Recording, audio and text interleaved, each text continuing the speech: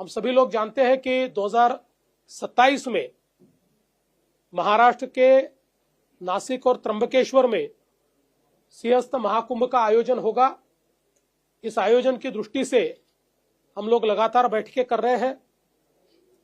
नासिक में क्या करने की आवश्यकता है, इसका एक मास्टर प्लान हमने तैयार किया था, जिसको हमने पिछले ही समय मान्यता दी है। उसके काम भी हम चालू कर रहे हैं, जिसमें बड़े पैमाने पर यहाँ पर पानी साफ हो, इस दृष्टि से एसटीपी की व्यवस्था हो, रास्तों की व्यवस्था हो, ब्रिजेस की व्यवस्था हो, साधुग्राम की जो जगह है उसको अधिग्रहित करके वहां पर सारी व्यवस्थाएं खड़ी करनी हो।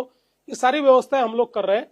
साथ साथ त्र्यंबकेश्वर में भी, क्योंकि हम जानते हैं त्र्यंबकेश्वर ये हमारा एक बहुत महत्वपूर्ण ज्योतिर्लिंग है और ज्योतिर्लिंगों में भी इसकी जो इसका स्थान है वो बहुत ऊंचा माना जाता है।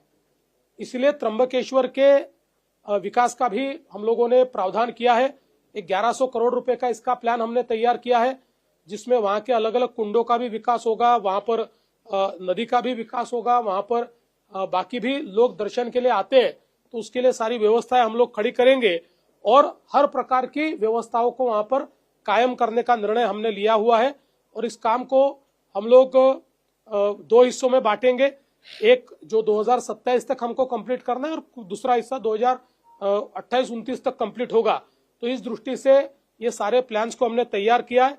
हम लोग ये मानते हैं कि जिस प्रकार से प्रयागराज में जो प्लानिंग हुआ था उससे ज्यादा लोग वहां पर आए, वैसे ही अपेक्षित है कि यहाँ पर भी ज्यादा लोग आएंगे। इसलिए हम लोगों ने अब यहाँ पर मेला प्राधिकरण का कानून बनाने का तय किया है।